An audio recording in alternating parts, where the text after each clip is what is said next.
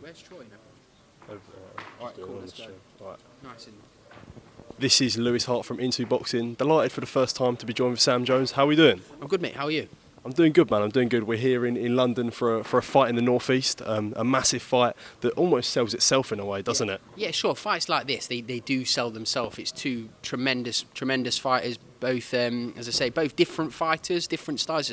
It's a good old clash of styles, this fight, and it's a Northeast derby. Everyone likes a derby. Everyone likes a domestic fight. It's going to be fantastic. Yeah, we had Josh, who's he's from Sunderland, and we had Troy with a Newcastle shirt. It's I don't actually think he's a Newcastle fan though. I think Middlesbrough. Listen, I think if they're both honest, neither of them are any fans of any team. I think they're both just two Northeast lads that are going to get in there and have a great fight. And hopefully, whether you're a Borough fan, a Sunderland fan, or a Newcastle fan, you come out and support both guys. I was saying though, with them both wearing the shirts, it's a good way to sell the fight, isn't it? Yeah, it's a good way to sell the fight. But I think if they're both really honest, they're both not really.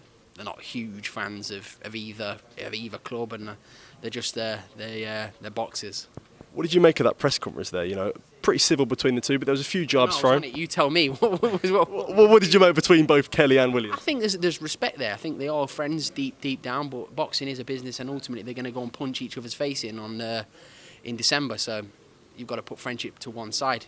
How important is this fight for Troy Williamson to get the bragging rights and get that right in the Northeast? It's important for both men. Like what I said, I genuinely think this fight's more pressures on Josh Kelly to win this fight because people expected the highest of the heights for him. With Troy, they were saying Troy couldn't. They were right. They wrote him off a few years ago. So he's not going anywhere. He's not doing anything. He won't even win a British title. He can't punch. But after his recent run of form, people are saying, okay, well, to beat Troy, you've got to be something very, very special. And I do believe Josh Kelly's a special fighter, but we've only seen spurts.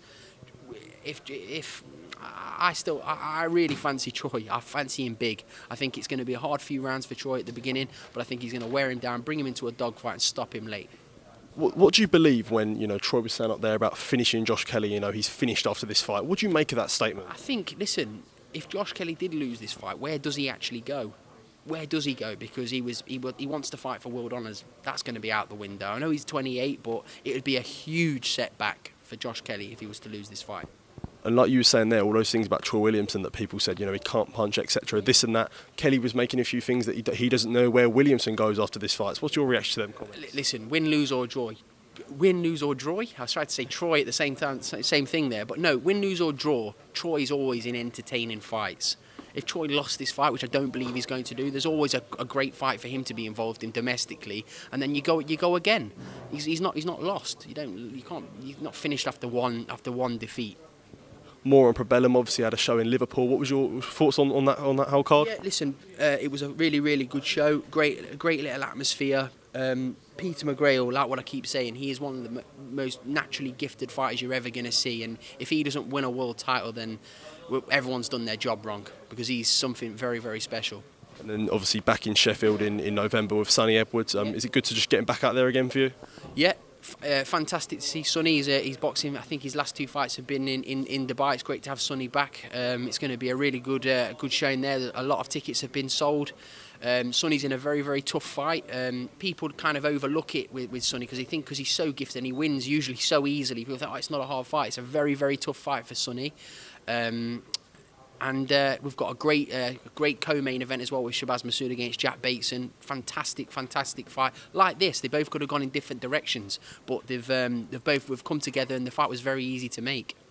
What are your thoughts on Sonny Edwards is very open about his frustrations with not being able to unify. He wants to fight the best, and listen, the more fighters like Sonny Edwards, the better, eh? He's a world champion. He's having to call people out, even like people that aren't champions. Like Sonny would fight anybody. He's a proper throwback type of fighter. He literally will fight. He wants to fight the best. He wants to cement his name into history and fight the best. And Martinez was all but done, and he's pulled out at the final hurdle, and Sonny's pissed off about it, and rightfully so. How frustrating is that though for someone like Sonny? Like I said, he wants to be fighting the best. Julio Cesar Martinez is in a great fight, and the fans, they can't see that, and that's nothing from Sonny's doing. Listen, it's coming. Sonny gets this fight. It's a tough fight, but get this fight out of the way. Then he wants to fight Bam Rodriguez. So that's going to be a fantastic fight. Lastly, your thoughts on the making of Fury Chisora 3 as a contest, and what do you think of the whole event? I've said it so many times. I don't want to bash the fight. Good luck. I'm sure. Listen to me. It will probably be a sellout because Tyson Fury is a massive, massive name. I hope Derek Chisora is getting paid a fucking fortune in that fight. But I'm not personally excited by it because I've watched both of the fights. I went to the last one and Derek got stopped on his stool. So usually when you see trilogies, it's because you've seen two amazing fights before. We've not seen that. So I think Tyson Fury's just got to get out. He's got to keep active, and he's taking the fight. And listen, good luck to both of them. I hope it's a great event. I hope people have a wonderful night, but I don't care about that event. Do you think there can be any difference from the first and the second fight? No, bro. I do not. Honestly, Sam, really appreciate your time. Thank you, mate. Cheers. Thank you. Thank you.